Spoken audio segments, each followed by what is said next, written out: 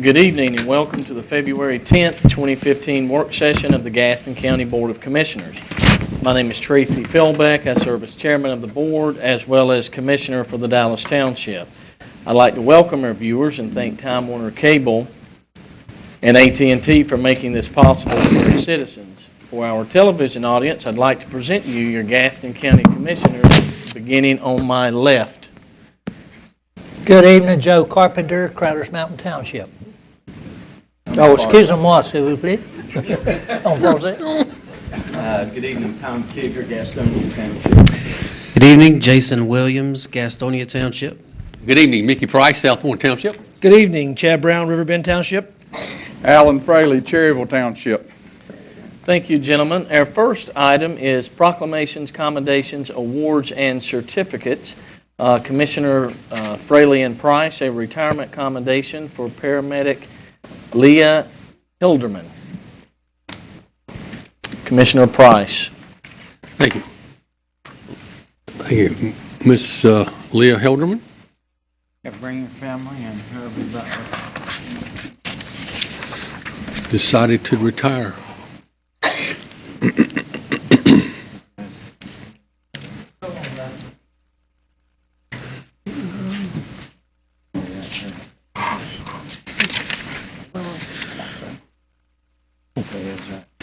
My hands are freezing. Oh, man. Whereas paramedic Leah Wentz Helderman is retiring from Gaston County Emergency Medical Services, and whereas paramedic Leah Wentz Helderman has served with Gaston County since February 19th, 1986, most recently serving as paramedic based in the Cherryville area. And whereas when an emergency occurs, the prompt response of paramedics is essential to saving lives and reducing morbidity. And whereas paramedic Leah Wentz Helderman has during her long career, displayed preparedness, proficiency, pride, and compassion in the performance of her duties. Now, therefore, be it resolved that the Gaston County Board of Commissioners wishes to express their sincere gratitude for the dedicated service of paramedic Leah Wentz Helderman, and wishes her the best in her retirement, this to be adopted the 10th day of February, 2015. Here is your proclamation, accommodation. You'd like to say a few words. Paramedics. I'd just like to say thank you. I've really enjoyed working for Gaston County and take away a lot of knowledge that I've learned here with Gaston County. Thank you. Thank you, Lynn.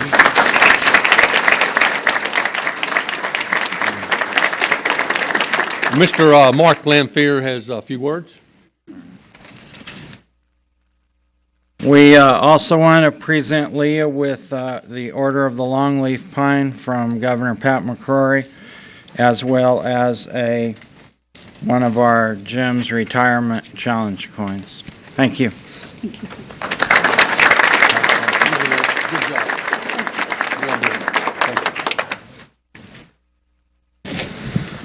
Next up is a retirement commendation, Miss Wanda O'Quinn. Commissioner Price.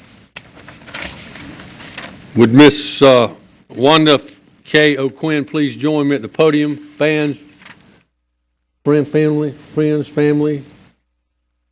Miss O'Quinn here? Don't think so?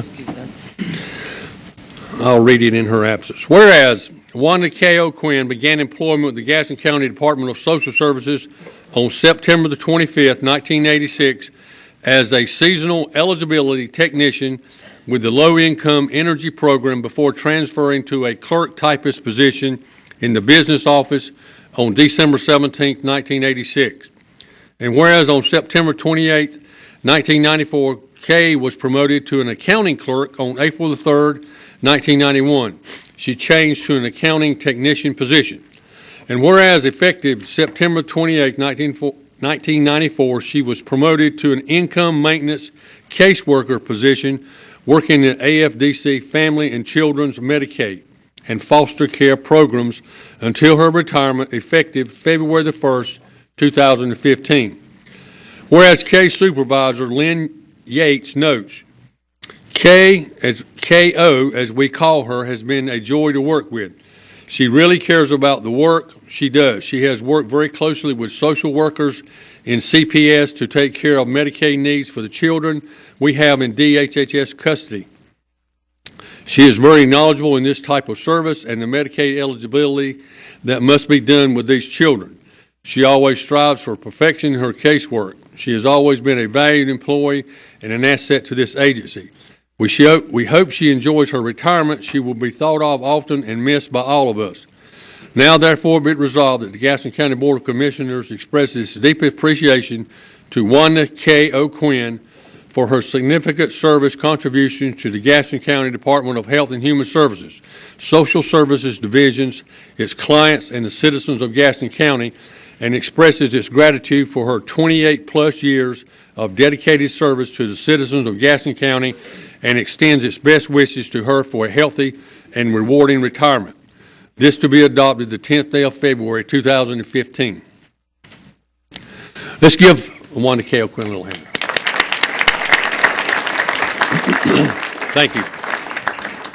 Our next item is a retirement commendation from Ms. Sandy Berry. Commissioner Price.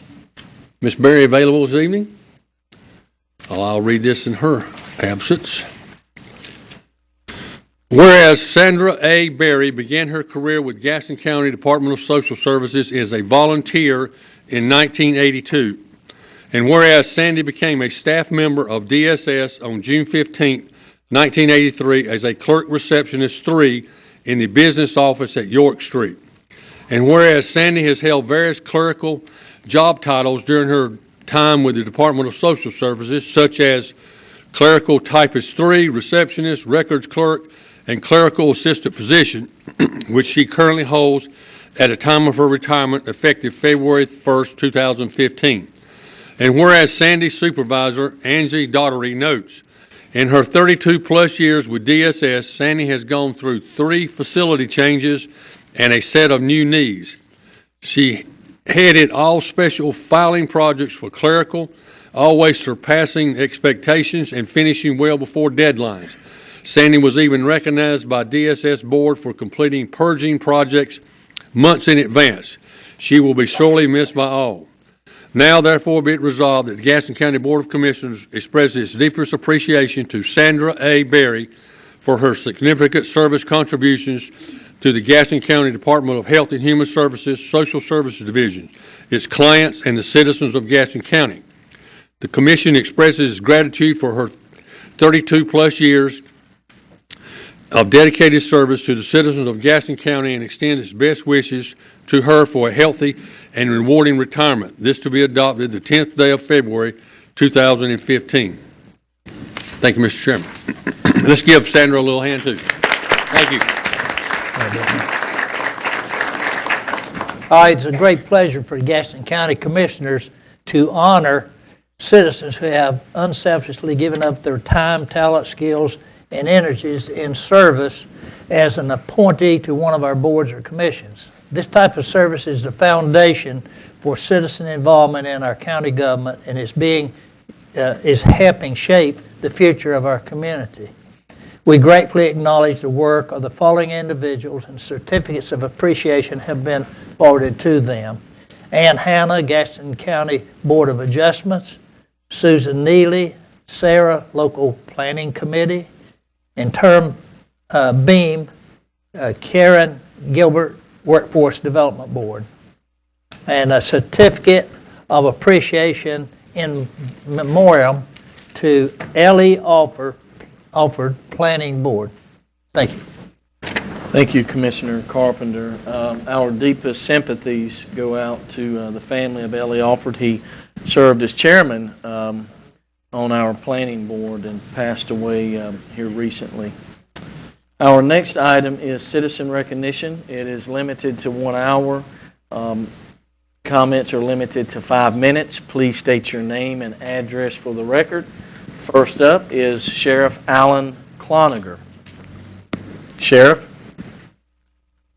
Good evening, gentlemen. My name is Alan Cloninger. I live at 509 West Wilkins Street in Dallas, North Carolina. I am the elected sheriff of Gaston County. 2 Thursdays ago, early in the morning, I got a call from the county manager. And it took me broadside. basically knocked me off my feet that he informed me that the commission had decided to remove the replacement of 6 of my vehicles that were in the approved budget. I asked him what other agencies had been affected this way. He said no other agencies have been affected this way within the county. I asked him, these are vehicles that have met the requirements of the county for replacement, 150,000+ miles. He said, yes, that's true. And I said, well, why? What reason? None was given. So, having no prior communication from anyone that this may or may not happen, I had to guess why you would take this type of action.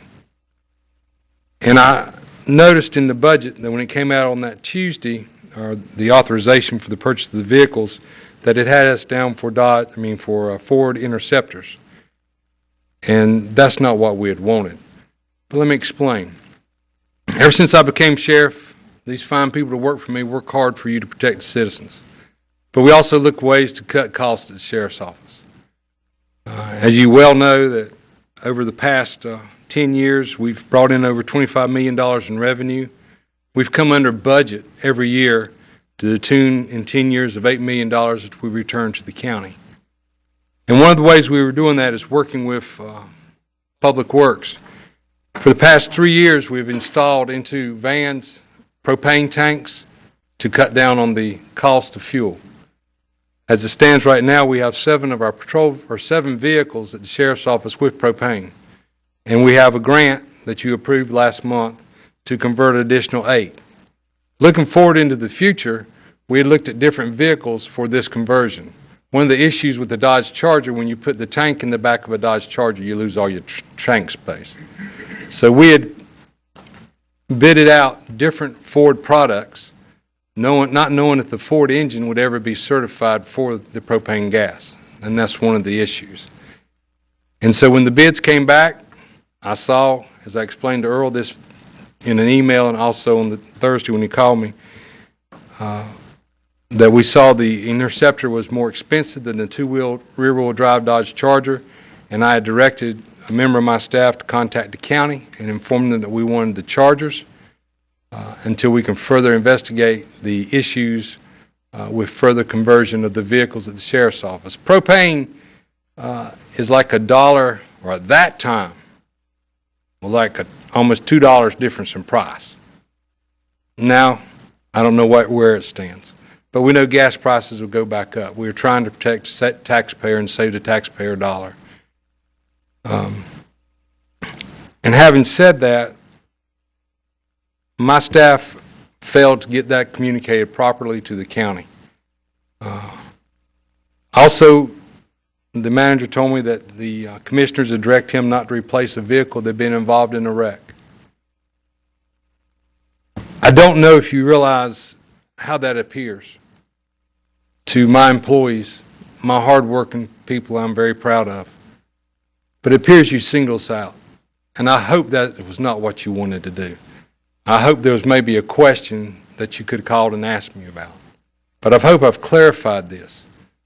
The sheriff's office has 62 vehicles. You have a report that says 66, but that's not correct. We utilize these vehicles every day to protect the citizenry. We utilize these vehicles to do our jobs, and we do a good job. And I think in the referendum that happened just this past November, this Democrat before this Republican board got bipartisan support. The referendum about how these young men and women run the sheriff's office was a resounding, we support them. 59.75%, 60% of the vote. That we're doing a good job at the sheriff's office. The people support us. And I'm asking you to support us and help us to continue the job that we do every day, making Gaston County a safer place, plus working very hard to protect the taxpayers' dollar.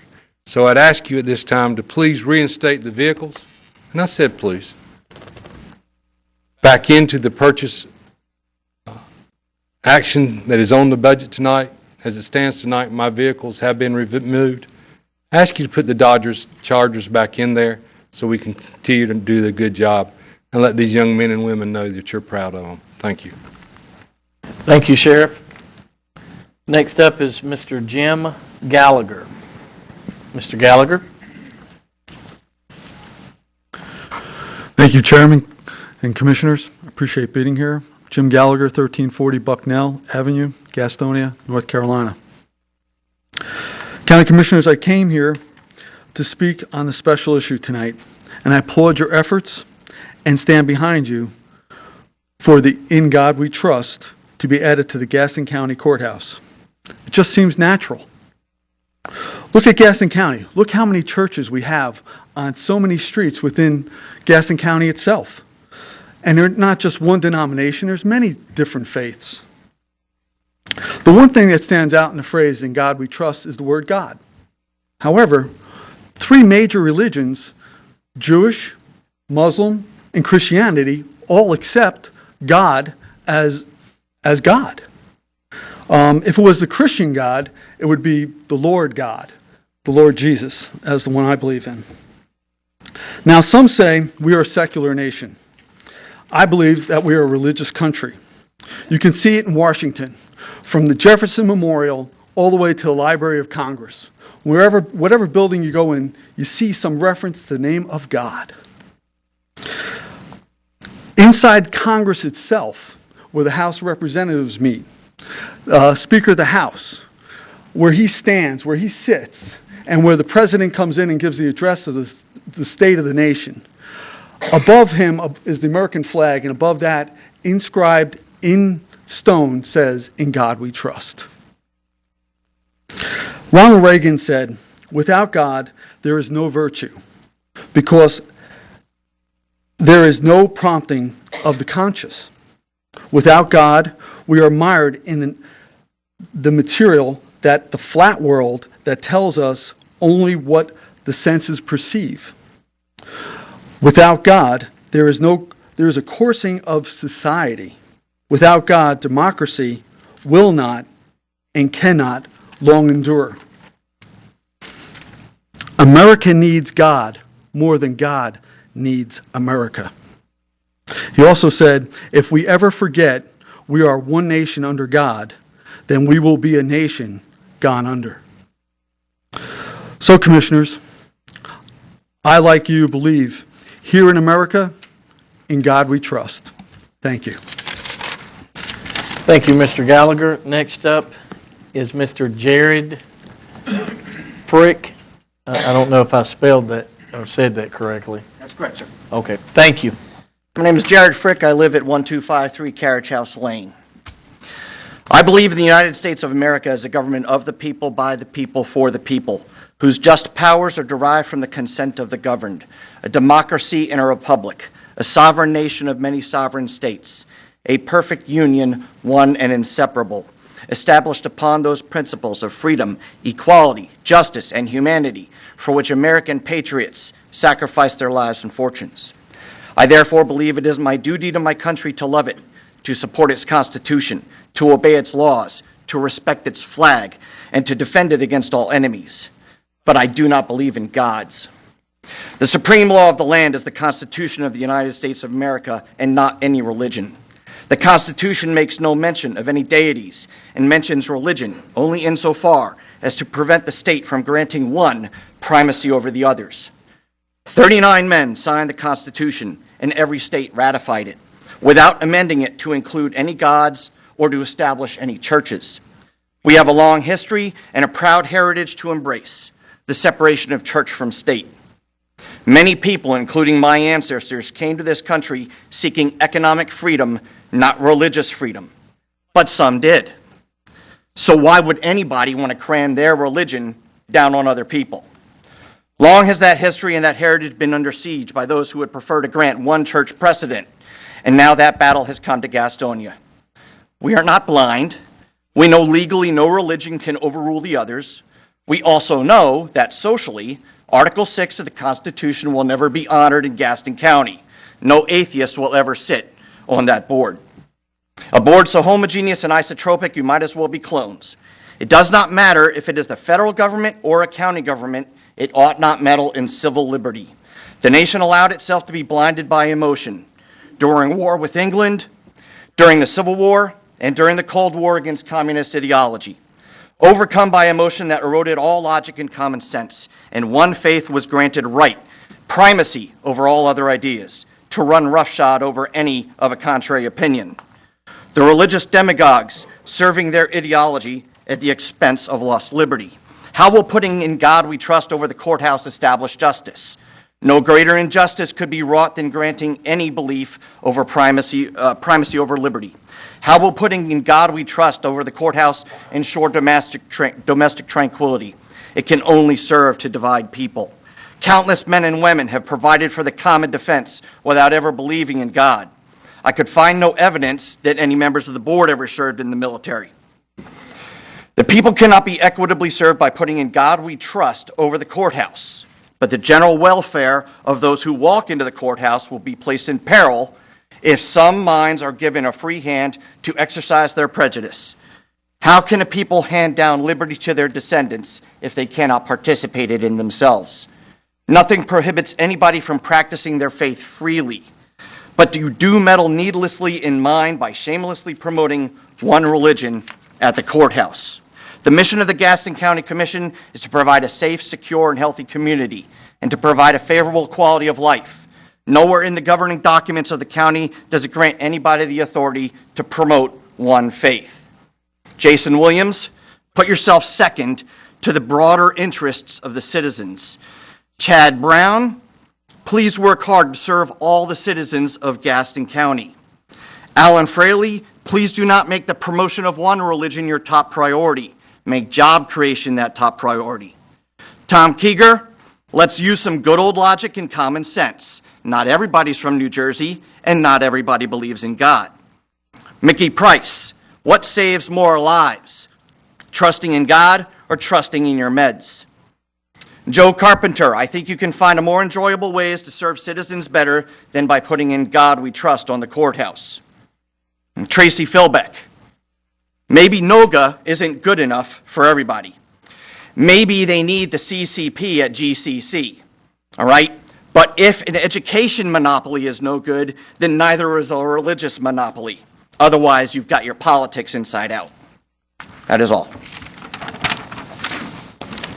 Thank you, Mr. Frick. Are there any other citizens wishing to comment?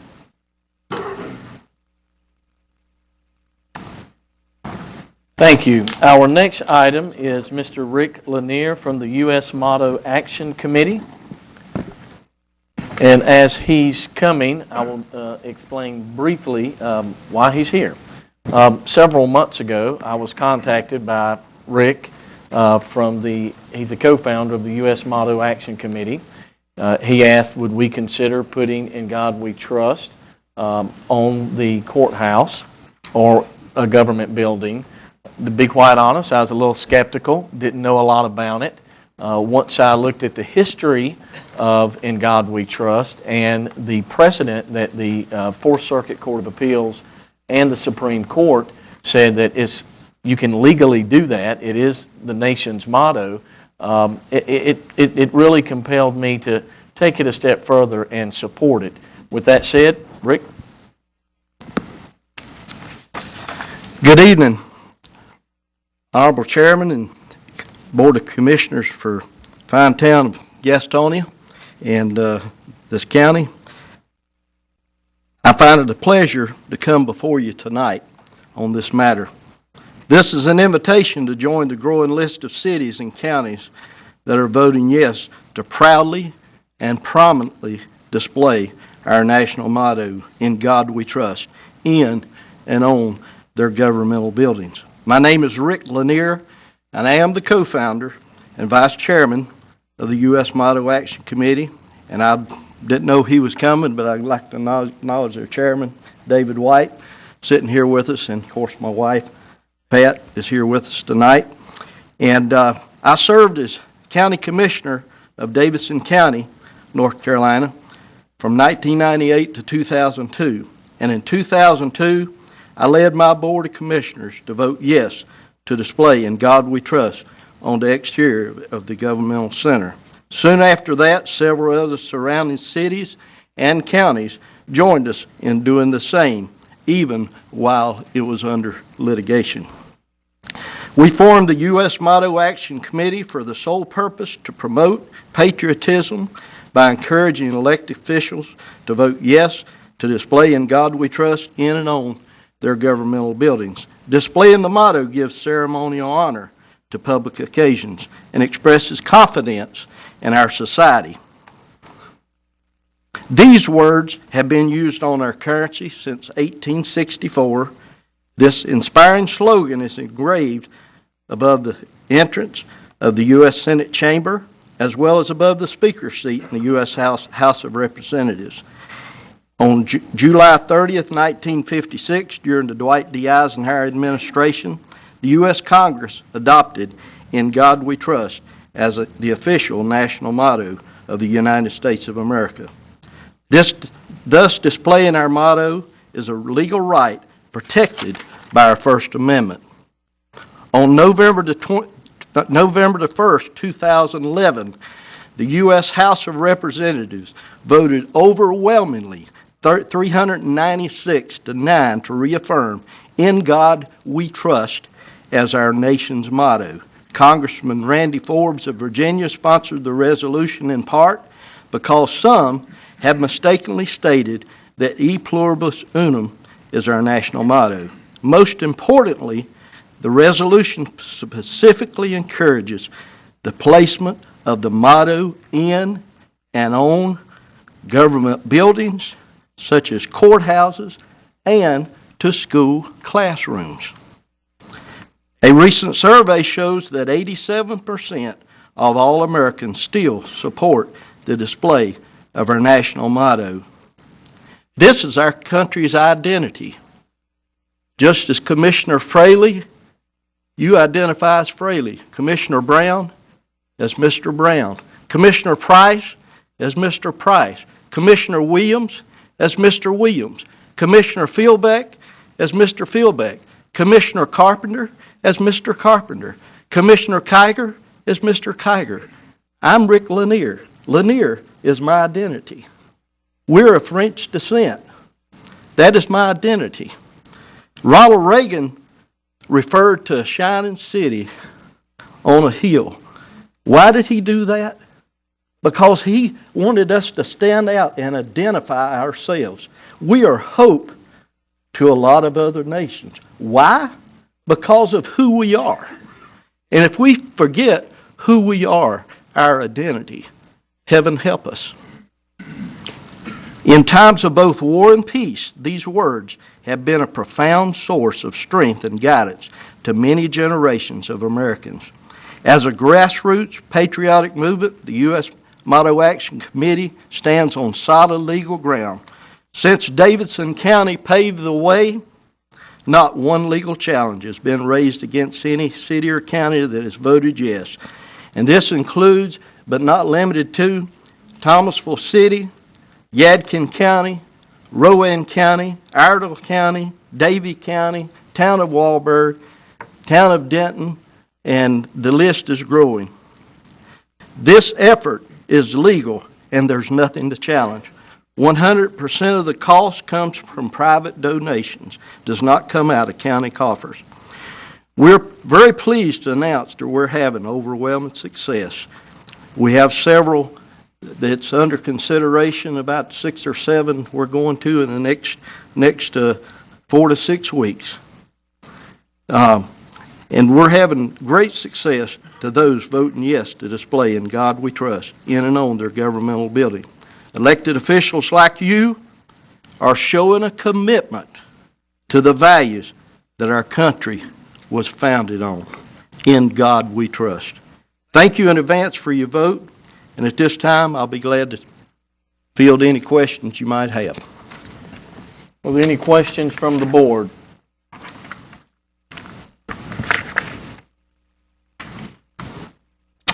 Hearing none, thank you, Mr. Lanier, for your time. Thank you so much. I do have one question. Yes, sir. If I'm correct, there are 450 cities and counties that have already done this? There's another organization besides us that is doing this out of California, a long-term town councilman out there, Jackie Sullivan, In God We Trust America. and her total is 480 plus, and been one or two added since then. And so with our totals, it's here in North Carolina, we're pushing 500. Okay. And there's 110 just in the state of California. Commissioner Kieger. Chair, if I may ask, guessing that we have a cross-section of all types of people in the audience, would it be okay if I asked them to raise their hand if they were opposed to this? Folks, if you're opposed to this, would you raise your hand? All right, thank you. Thank you, Mr. Lanier. Thank you so much.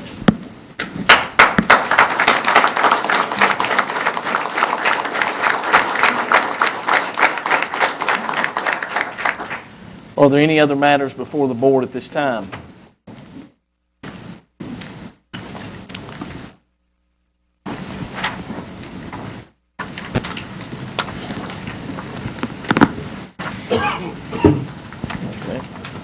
With that said, this meeting is adjourned. Our board meeting will begin in just a few minutes. Thank you.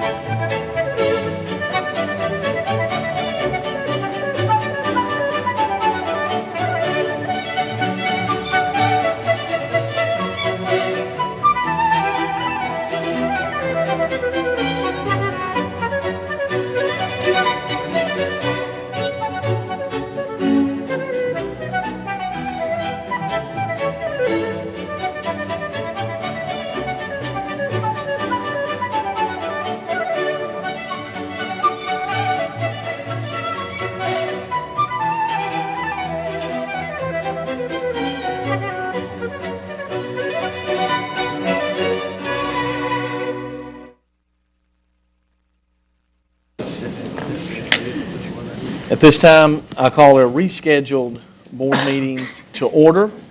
At this time, our invocation will be delivered by Commissioner Keeger and our Pledge of Allegiance led by Commissioner Carpenter.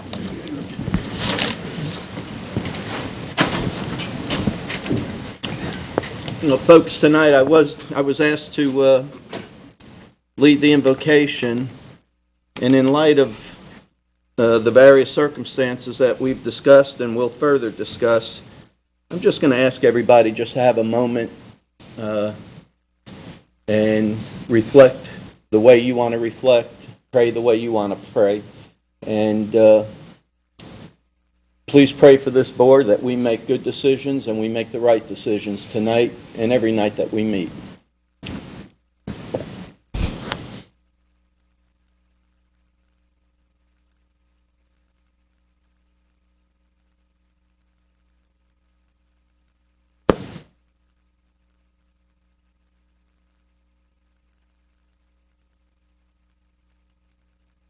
Lord, make us an instrument of your peace. Amen. Amen. Join me in the Pledge of Allegiance. I pledge allegiance to the flag of the United States of America and to the republic for which it stands, one nation under God, indivisible, with liberty and justice for all.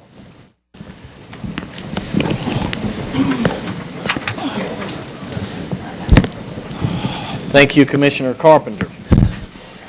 Our first item is zoning public hearings. The County Commission will take citizen comment on the following issues: 2 zoning map changes, a Level 2 grant to Project Hometown 2, and closeout of a 2011 scattered site housing project.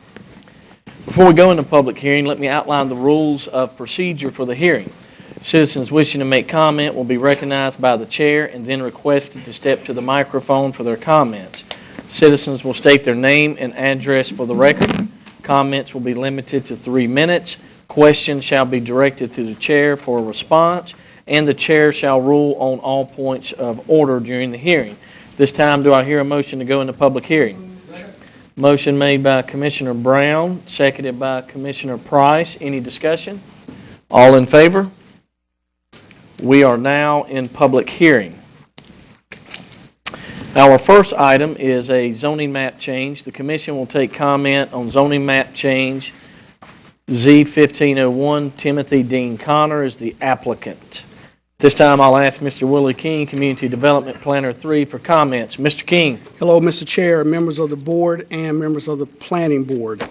As you've indicated, there is one rezoning for your consideration, and it is zoning case Z1501.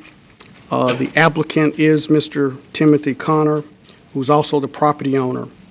A representative of Mr. Connor is here tonight, Mr. Eric Riley. For additional information, I won't be before you long. One parcel is under consideration, and the request is from the R1 Single Family Limited Zoning District to the I2 General Industrial Zoning District. The subject area contains approximately 13.7 acres. The subject property is vacant or undeveloped. We'd like to show you some maps real quickly. We can refer to the MO.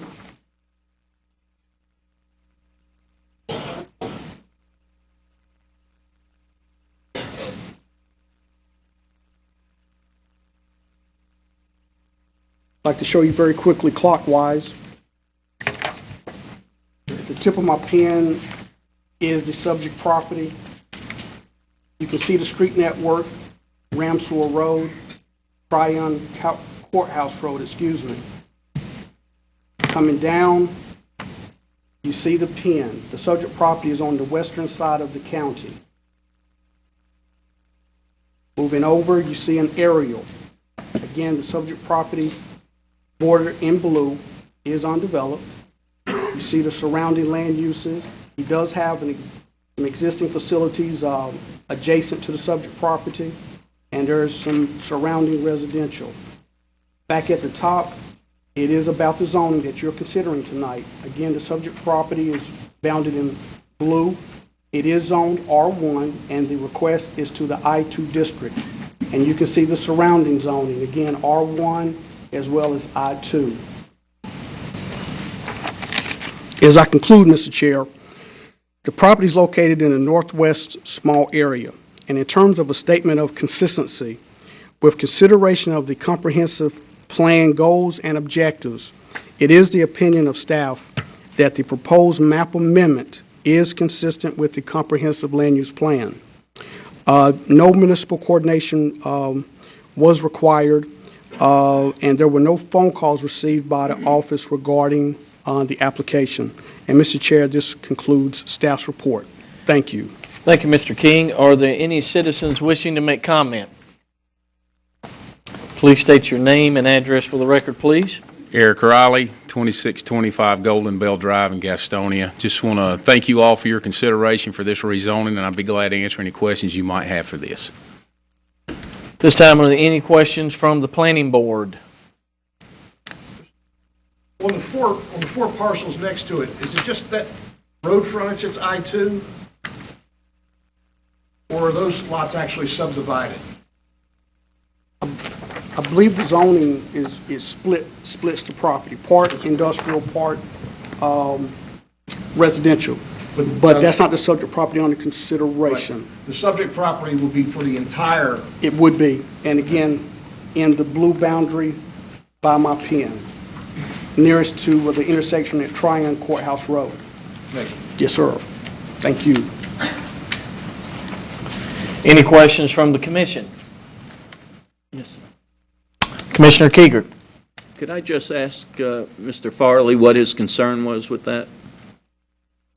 Mr. Farley, if you're going to speak, come to the podium. Sorry.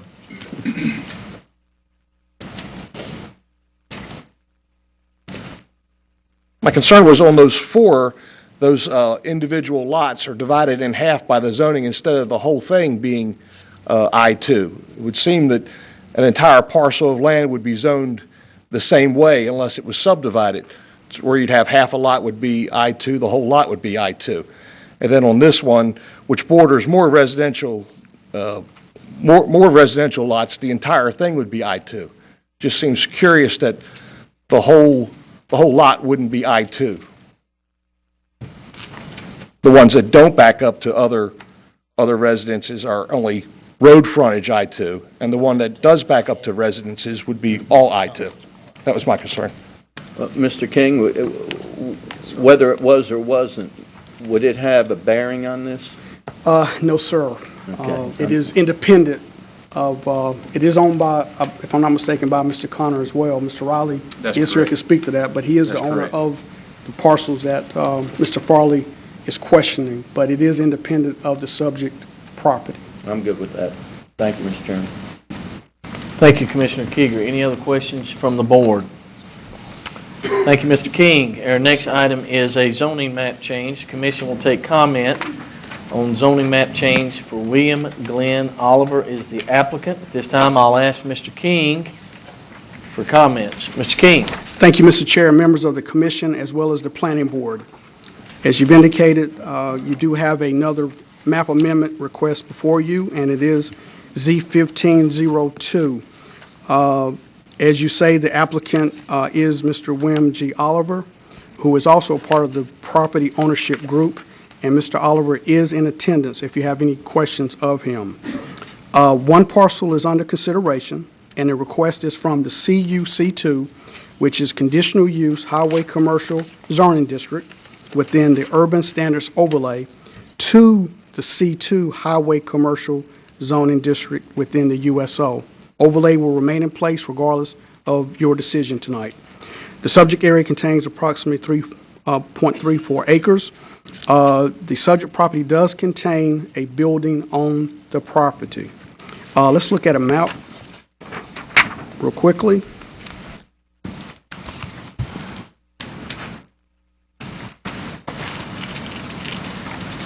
Again, clockwise. Let's make sure we got the right map. That would be helpful. Okay. This subject property is on the eastern side of the county. Again, looking at the top, the subject property is bordered in black. You see the surrounding zoning, you see the street network, Woodlawn Street. Again, the tip of my pen indicates where the subject property is in general within the region of the county, basically between Belmont and Mount Holly, but the subject property is in North Belmont. To the left, you see an aerial. You can see the land uses on the ground. Street network, the subject property is outlined in blue, and you see the rooftop of the subject building, and you do see surrounding land uses. Back to the top, again, you see the zoning pattern. Again, the subject property is on CUC2. You also see surrounding zoning of C3, I2, as well as R1.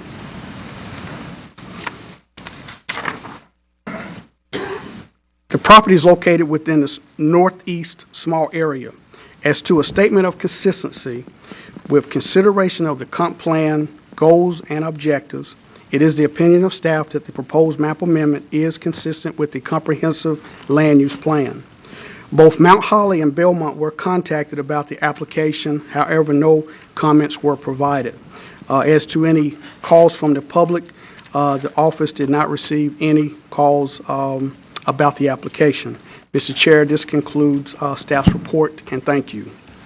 Thank you, Mr. King. Are there any citizens wishing to comment? Please state your name and address for the record, please. My name's Glenn Oliver, 2232 Acme Road, Belmont. I am the applicant for the rezoning. Roughly 5 years ago, we were here to get the conditional use for a tattoo business, and that business has moved. So we would like to change back to our prior zoning, I think C2, which would open us up to a broader market of tenants. And the building's currently empty now, so thank you for your consideration, and if I can answer any questions, I'll be glad to. Are there any questions from the planning board? Any questions from the commission? Commissioner Price. Thank you. Mr. King, according to the map, would this area have not been into I-2, the blue, prior to the PC? No, sir, it was, well, let me ask, 1 second, Mr. Price. As the applicant indicated, he did rezone the property to this district about 5 years ago, and I want to have a copy of the approval letter that we sent them at that time. Okay, well, I just wonder why it can't go back to either C3 or I2, which is adjacent property is zoning. What does C3 enable it to do that you can't do in C3, or, I mean? Right. Well, good questions, Mr. Chair and Mr. Price. Just for information, in 2009, the property was zoned C3, general commercial. That's what the original zoning was under the UDO. But as to what his interests are, I think Mr. Oliver probably is better suited to address what his interests are. And he did meet with staff, but I think he's better suited to answer that question. Sure. It's this small building. I'm not sure if I understand the question completely, but my understanding is years ago it was a branch bank. We're thinking something along the lines of an insurance agent, barber shop, something along that line. I just was curious as to why you wanted a different C zone than what the adjacent property is. If C3 and you want C2, is that? That's right. That's what you imply. Yes, sir. Yes, that's correct, please. Okay. Yeah, Thank you. I'm through. Thank you. Any other questions from the board? Thank you. At this time, I'll excuse the planning board to the first appearance courtroom, room 2029, for deliberations. Our next item is to approve a Level 2 grant. The commission will take comment on the to approve a Level 2 grant to Project Hometown 2.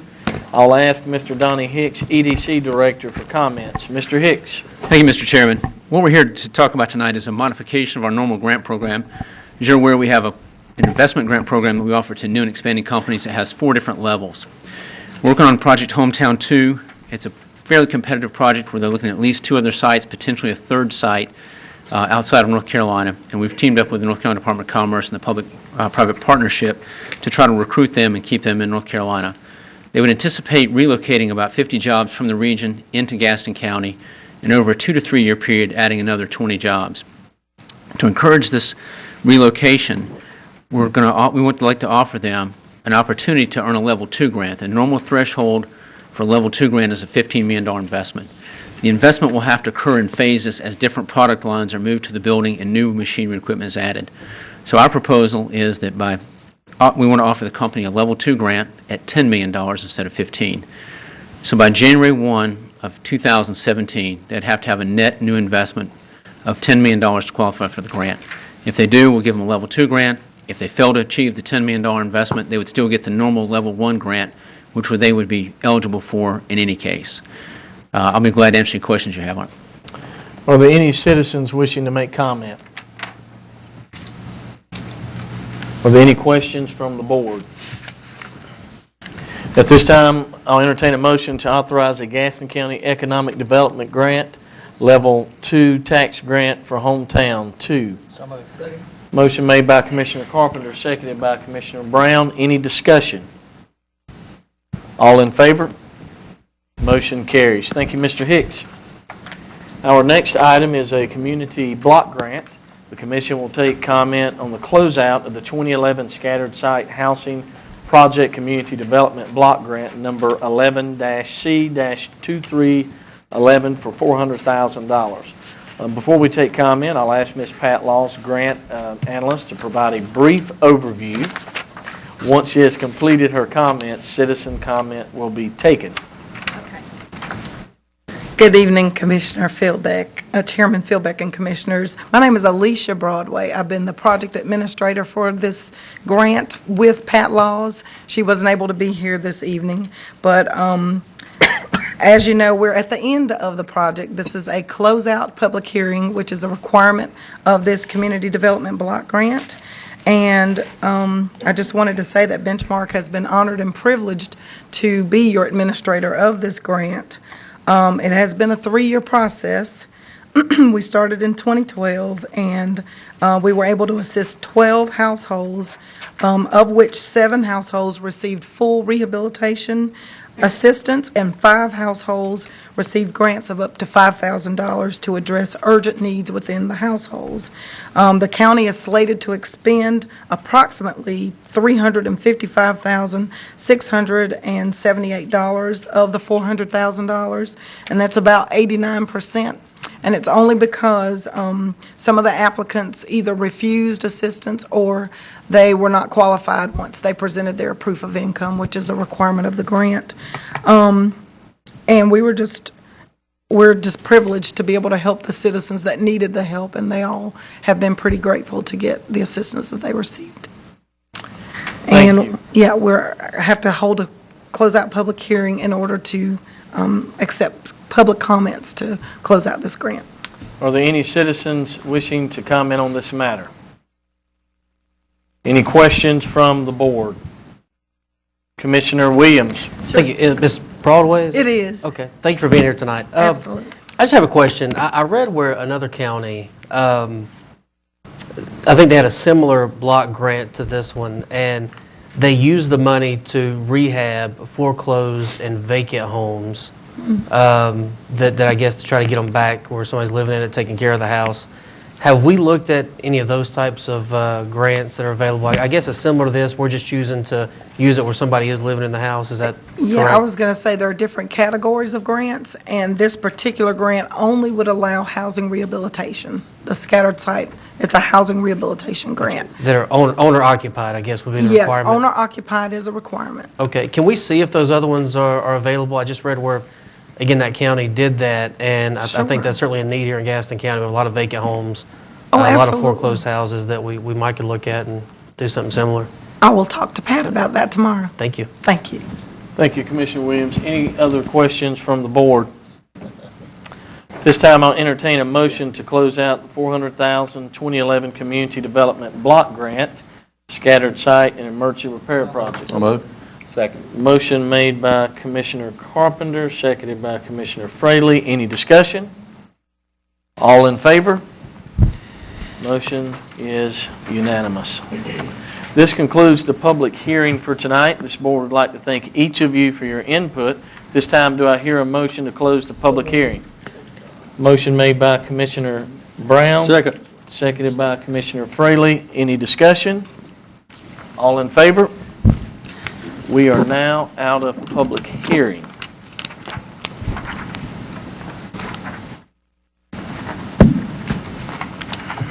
Thank you, gentlemen. Our next item is the agenda revision or approval. Are there any items that commission wish to revise?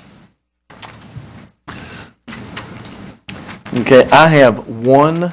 Excuse me. Commissioner Price? I have some questions about item G. I can either pull it or ask questions now. Okay, feel free to ask your questions.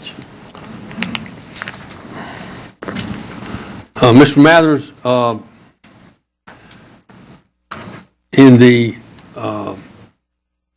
vehicle purchase of Spec 2, do you know why a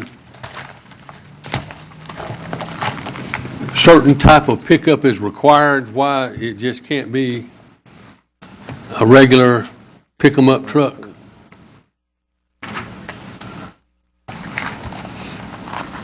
Is Mr.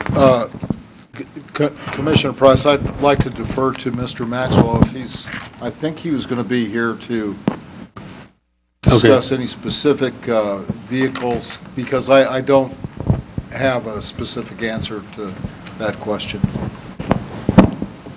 How about in Spec 5 on page 41, it's marked full-size SUV.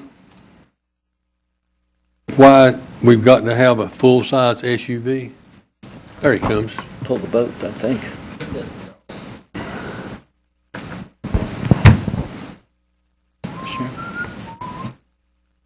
Commissioner Keeger. I think it's, they've had that excursion since we got the boat. I'm guessing when Mr. Farley left 8-9 years ago? No? That's a K-9 vehicle. Oh, I'm sorry then. Okay, Mr. Maxwell, Commissioner Price has a couple questions. Go ahead, Commissioner Price. The request on Spec 2, the fire marshal, is something other than a regular pickup truck. Can you explain why we need something other than that? We rely fairly heavily on the departments to let us know what their needs are. And in the case of the fire marshal, they have a fair amount of equipment that they carry with them when they're responding to fires to do inspections and those kinds of things. So I think that's one of the main reasons for the vehicle that was spec'd there. To get into the specifics of that, the fire marshal would probably have to answer. Is this replacing a light truck? Yes, it is replacing a light truck. Okay.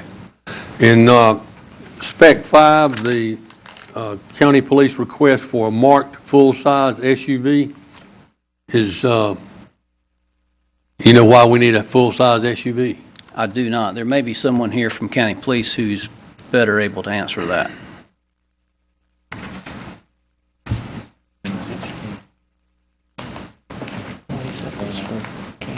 Good evening, Mr. Price. That is a K-9 vehicle.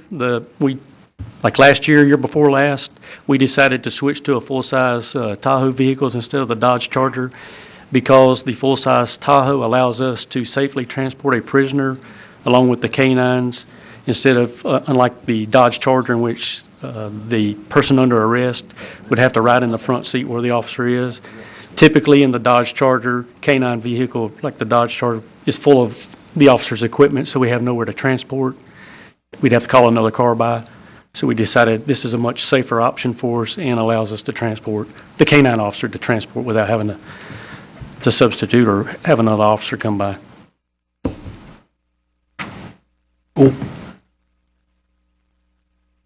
So it just depends on if the K-9 officer makes the arrest?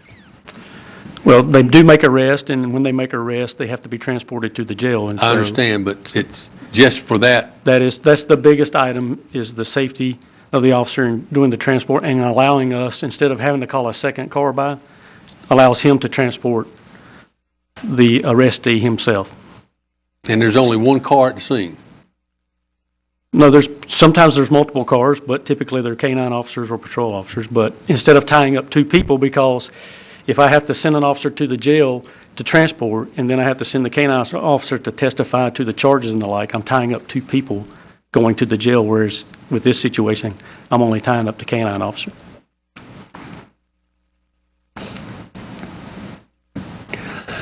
Well, I understand the request if that was the only officer at the scene and the only officer that was going to transport. Yes, sir. But for $7,000 between that, I'm sorry, it's not 7,000, it's Almost. 2,000. I'm through, Mr. Chairman.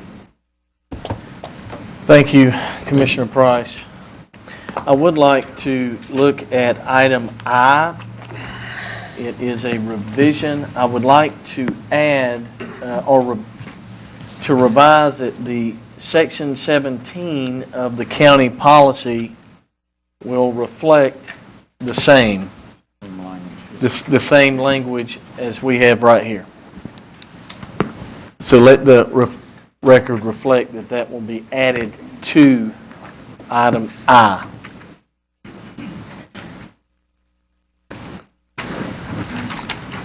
Okay, with that said, I'll entertain a motion to approve the agenda. As motion made by Commissioner Price, seconded by Commissioner Fraley. Any discussion? All in favor? Motion. Any opposed? Thank you.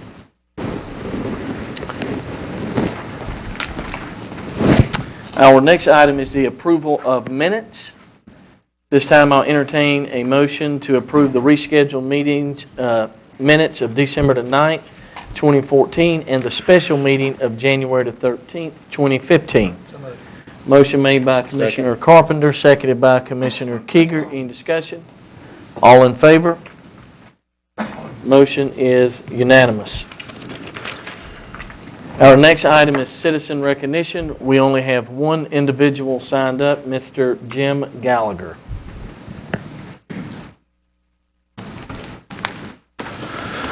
Thank you, Mr. Chairman and Commissioners. Appreciate it a whole bunch. Last time I spoke, I'm being a citizen. This time I'm speaking as a Gastonia City Councilman from Ward 3. I live at 1340 Bucknell Avenue, Gastonia, North Carolina. Greetings, Commissioners. I come to you on my own accord as a Gaston County Councilman from Ward 3. Our City Council voted unanimously in favor of the upcoming street name change from Marietta Street to Martin Luther King Way Jr. Martin Luther King Jr. Way. I want to address the concerns that several on the Commission have expressed regarding the name change. The concern comes from the printing cost that the county would incur if the proposed street name goes through. If this street name change were to be instituted immediately, I do believe it would cause a burden for the county's operations located where the name change would take place. I am sure that many of the operations have substantial number of business cards, letterheads, address envelopes, return address envelopes, and other business essentials already printed. However, we are proposing that the name change will take place in 6 months' time. That way, all the affected county operations will have plenty of time to use up whatever supplies they have and be able to place orders with new addresses. We are not looking to place any undue burden on any of the county operations, and we want to do everything possible to make sure they have a smooth transition as possible. At our council meeting last Tuesday night, an alternative street name was proposed instead of what was just discussed. They wanted to change Long Avenue from the ABC building down by 321 all the way past the police headquarters down to Broad Street. They wanted to change that to Martin Luther King Way. That was the proposal. However, prior to that proposal being heard, we heard several notable citizens from the African American community at the public expression specifically ask us not to change Long Avenue street name because it runs along the railroad tracks, and in the past, the tracks have represented a division in our city. Instead, they asked us to change Marietta Street from Franklin Boulevard, which is by where Wells Fargo's at and the conference center, to come over the railroad tracks, past the county courthouse and Health and Human Resource Services and the sheriff's jail, down to Walnut Street to Martin Luther King Way Jr. By doing this, it would go over the bridge that is so named for Dr. King and is a symbol for joining our communities together. As Angela Derhart said at our meeting, she's from As One Ministries, Tuesday night, she said, unity through community. We are talking about honoring a man who gave his all, a man who was never an elected official, yet caused our culture to change for the better in a nonviolent, peaceful manner. The Bible says in John 15:13, greater love has no man than this, that he lay his life down for his friends. This man did just that. He gave up his life in Memphis in 1968 for the cause of freedom. He paid the ultimate price. The cost was far beyond the cost of any stationery or supplies that could possibly amount to anything. So I ask you to join with the Gastonia City Council to honor a great man and to do so on a prominent street in our city. This will be a symbolic street for civil rights and better relations for us all. It's unity through community. Thank you very much, Commissioners. Thank you, Mr. Gallagher. Our next item is to approve the consent agenda. I'll entertain a motion to approve the consent agenda. Second. Motion made by Commissioner Carpenter, seconded by Commissioner Kieger. Any discussion? Any discussion? All in favor? Any opposed? Motion is unanimous.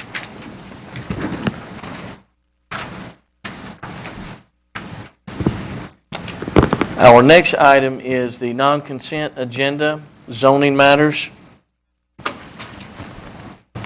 Item number 1. Chuck, do you have? Mr. Chairman, in rezoning request Z1501, applicant Timothy Dean Connor, the planning board recommended approval upon a unanimous vote. Motion made by Commissioner Carpenter, seconded by Commissioner Fraley. Any discussion? Commissioner Kieger. Was it unanimous, you said? Yes. Okay, thank you. Any further discussion? All in favor? Motion is unanimous. Item number 2. And in rezoning Z1502, applicant William Glenn Oliver, the planning board recommends approval again upon a unanimous vote. Recommend to accept the planning board's recommendation. Motion made by Commissioner Price, seconded by Commissioner Brown. Any discussion? All in favor? Motion carries unanimous. Our next item is a county attorney EDC to amend the authority to sell real property for economic development pursuant to GS 158-71 to Pearson Properties. Motion to approve. Motion made by Commissioner Keeger, seconded by Commissioner Carpenter. Is there any discussion? Mr. Chairman, I would like to make one point on that item. We are increasing the original acreage that we approved back in the day, 18 months ago or so. The Pearson Properties has requested that we split the closing on this site so that we do a closing right away on 3.329 acres. The plat's being prepared in that manner, should you be willing to approve that. And then the second tenant that they're working with, we understand will make a decision next week on that portion of the property, and so we would go ahead and close that in reasonable time thereafter. But the tenant that wants the first lot is ready to go, and they've actually asked us to give them an early entry agreement so that they can begin doing some grading on the site in advance of the closing. Thank you, Mr. Moore. Any other discussion? Commissioner Brown. With that split closing, excuse me, Mr. Chairman, would that put us in any jeopardy? One contingent upon the other, maybe some type of system we need to put in place just to protect ourselves if something does go wrong with that? Well, we think we've covered all those contingencies in preparation for the closing. Should they not decide to go forward, then that just leaves us a remainder parcel of 3+ acres between this first lot and the Gaston Family Health Service facility on that street. But if they do come back with that second closing, they'll take down roughly 2 acres, and we will be left with about 1.5 acres to work with for another future tenant or purchaser. Commissioner Price. Thank you.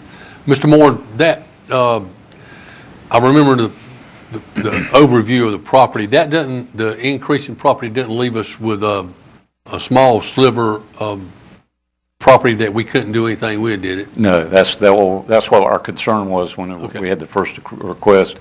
We'll be left with, it's approximately 1.5 acres, and Mr. Hicks feels confident that will be a marketable piece of property. Thank you. Any other discussion? All in favor? Any opposed?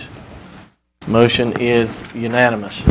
Next item is the county attorney EDC to amend the authority to sell real property for economic development pursuant to General Statute 158-71 to Tosoff USA Incorporated.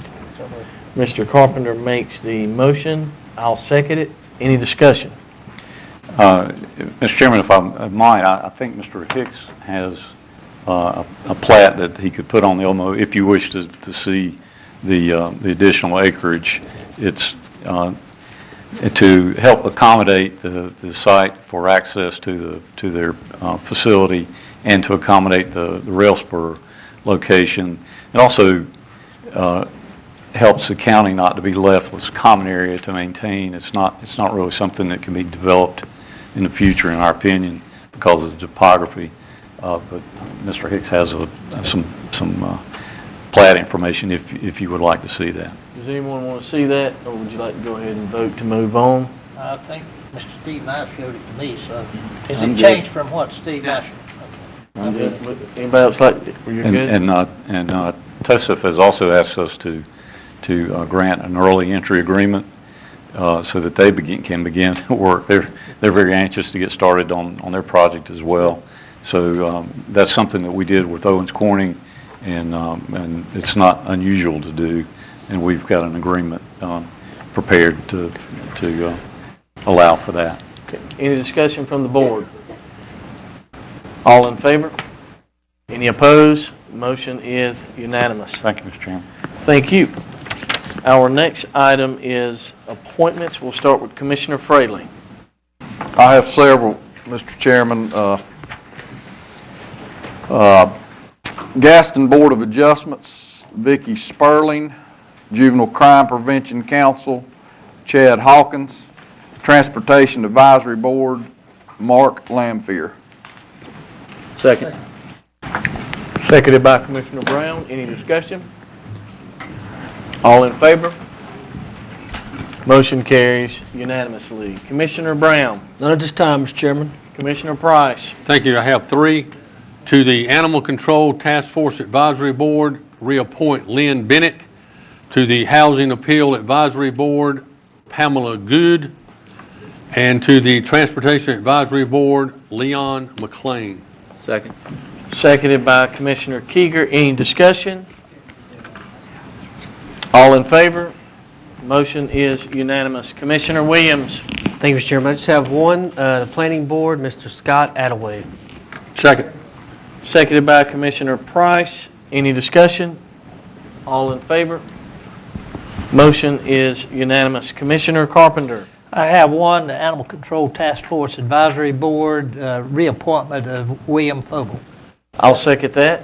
I'll let Commissioner Brown second that. Any discussion? All in favor? Motion carries. Commissioner Keeger. Not tonight, sir. Thank you.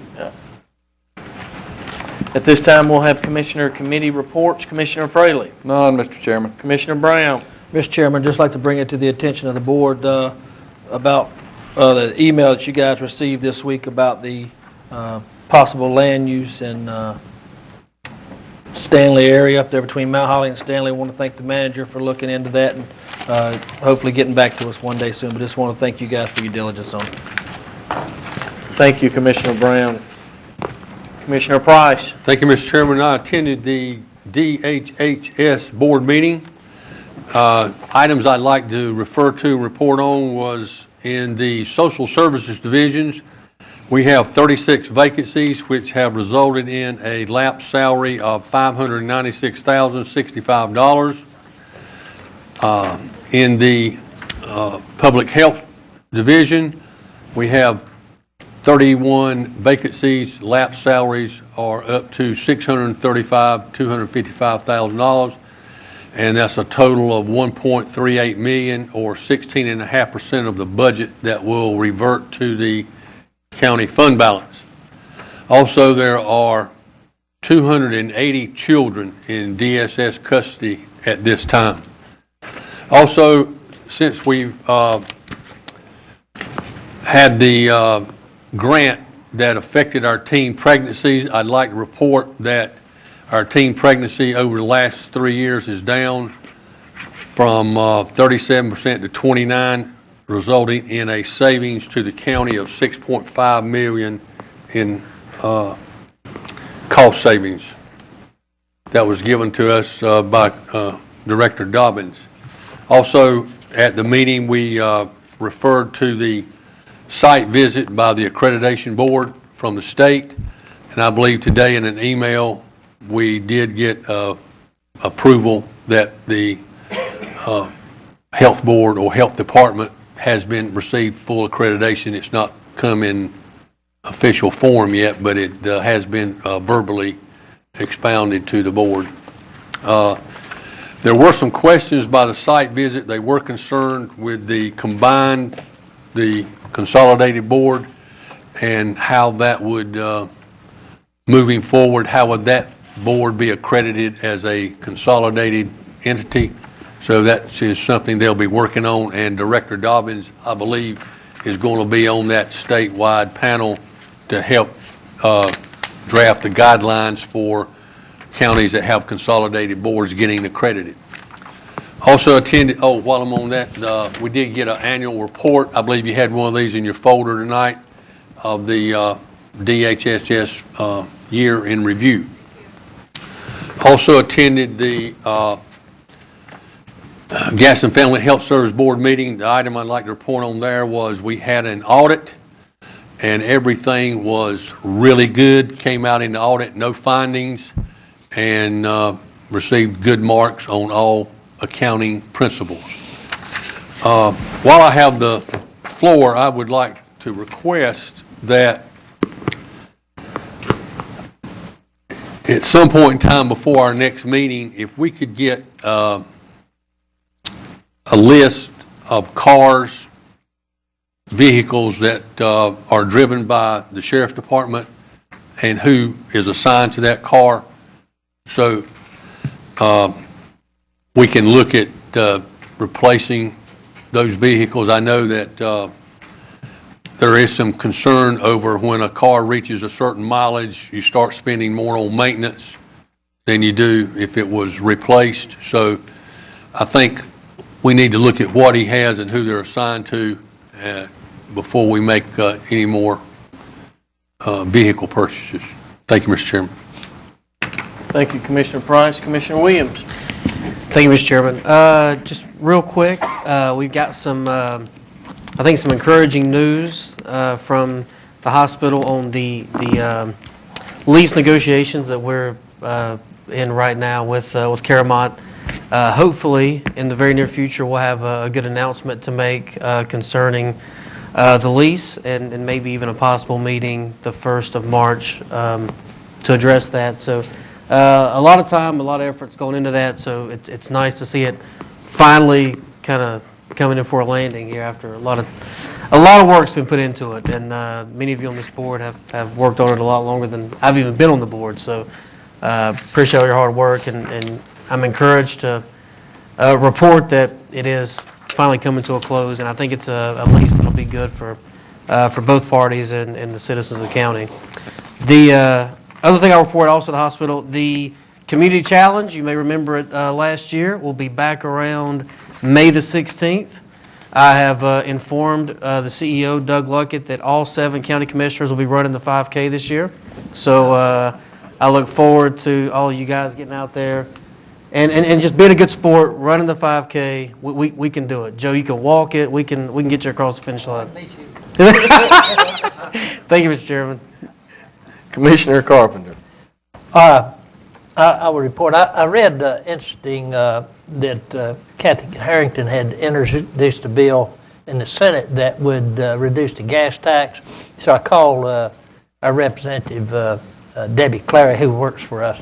And it seems that in that formula, we will actually stabilize the gas price of what we're getting more than if we left it like the policy is now because of the way the fluctuation in the prices are.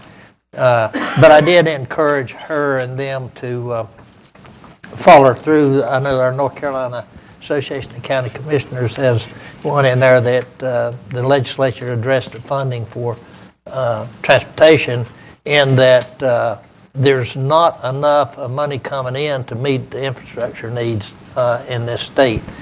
So we'll be working with them. I will be going to Raleigh Thursday as a member of the Tax and Finance Committee of the association, and we will be working those issues as well.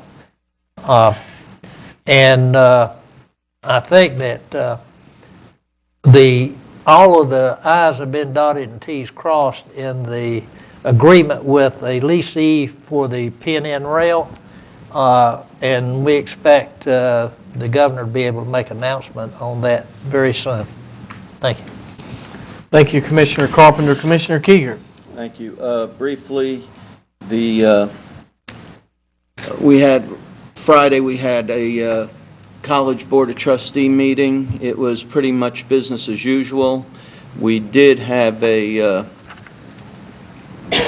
update on the Lincoln County's operating budget. As everyone realizes up here, maybe not out in the audience, we do have a campus in Lincoln County, and they too contribute to the bottom line of the operations of the college.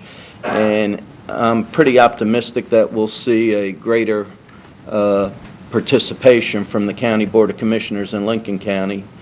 And we finally bought a little piece of property that borders I guess those of you familiar with Dallas, where that little Burger King is, just a small little house that we've been trying to get a hold of for many years, and we did so without breaking the bank.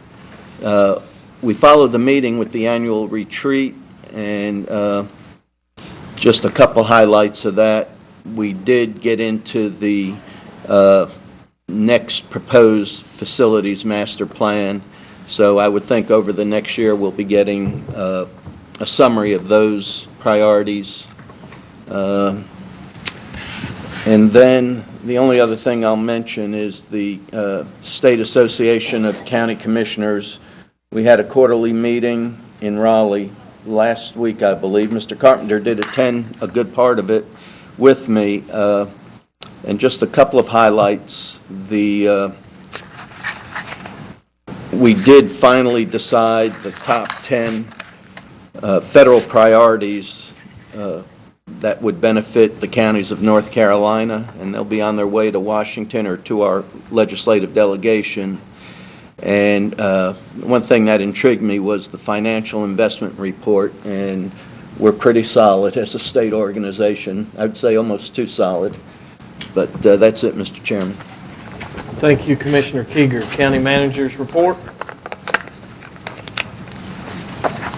Thank you, Mr. Chairman. I'll be brief this evening. I only have a few items that I want to mention, but I would like to reiterate the great honor that Gaston County has received with the Department of Health and Human Services receiving full accreditation. That is really a big deal and positions the department very well for the future. We're continuing to explore the possibility of acquiring a new property for animal control. I'm sorry I can't report anything more concrete or definite at this point. We're very pleased at this time with Gaston County's financial position. Recent indicators are really favorable in terms of us being very much in the black and topping the 20% mark in terms of our fund balance. These are very favorable indeed, and I'm extremely pleased about that. Finally, I want to mention that the public-private site development initiative, which you have finalized or given your final blessing to this evening, has sparked quite a bit of interest already. And even before it was finalized, I think we have had some interest expressed, and certainly Commissioner Brown mentioned one of those, but several people have weighed in on this. So it's encouraging, and hopefully that'll lead to great things in terms of industrial development in Gaston County. That's all I have. Thank you. Thank you, Earl. County Attorney's report. No other report this evening, Mr. Chairman. Hope everyone enjoys the rest of their week. I do want to remind everyone that we have a scheduled joint meeting with the Board of Education next Tuesday at 6 p.m. at the Gaston County Administration Building, Conference Room 3A. I want to remind the board of that and the public. This concludes our rescheduled meeting for tonight. Our next regular meeting is March the 24th at 6 p.m. The Harley B. Gaston Junior Public Forum Courthouse. I'd like to thank you for watching. If you have questions or comments, you can please telephone our clerk, Miss Donna Buff, and share them. I would like to thank Miss Marcella and Angela down here at the end. If you could get a zoom-in shot of these two young ladies. They did an excellent job tonight. From what I heard, they were the brains behind the operation. Commissioner Keeger, you had something? Yeah, I didn't want to interrupt you in your closing remarks there, but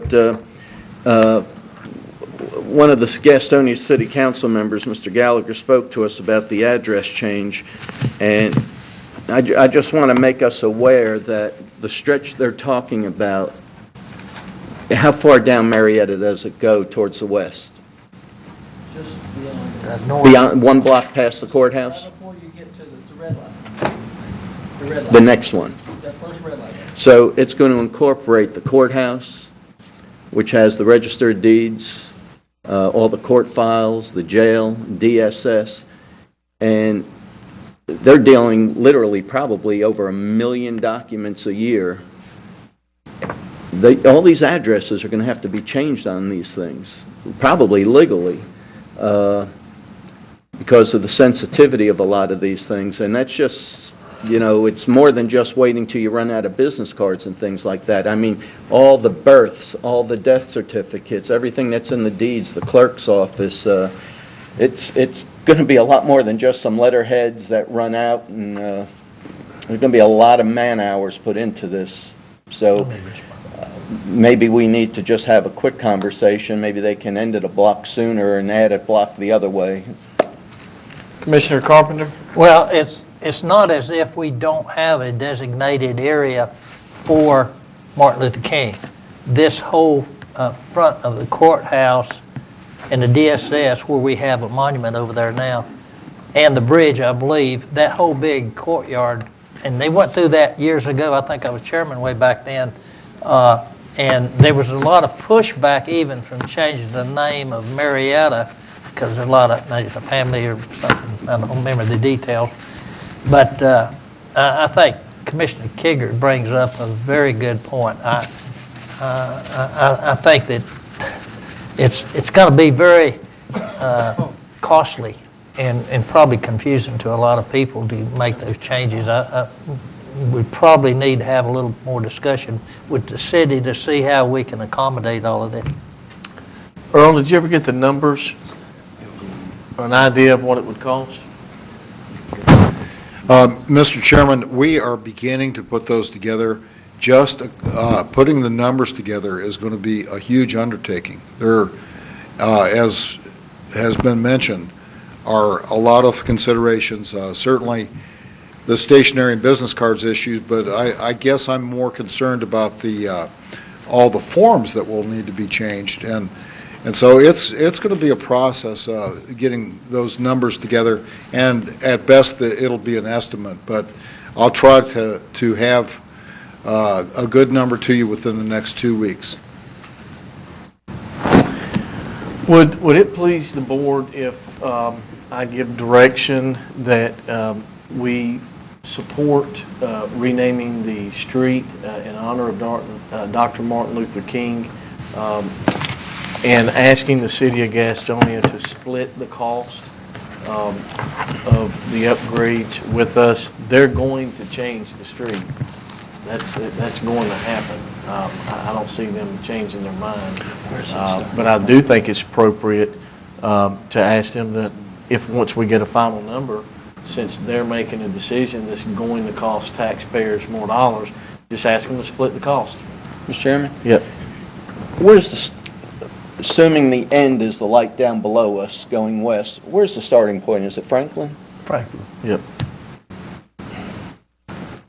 Gosh, I would even take it a step further and ask the manager to maybe have lunch with Mr. Munn of the city and express that, you know, it's more than just the business cards and the letterheads, as it appears that's what the council's thinking, but for the county to change, well, probably over 1 million documents. Well, from my understanding, to put it bluntly, they really don't care what we think. That's basically, that's what they said. So I do support the legacy of Dr. Martin Luther King. I have no problem with the street naming. What I think we could do is, in good faith, just ask them to pay for half the cost. Commissioner Brown. Thank you, Mr. Chairman. He's going to wet his pants. We have an expert here who can give us a lot more detail, where like I said, we have not been contacted by Gaston County, or by Gastonia City. Ms. Penley, you over there? Yes, please.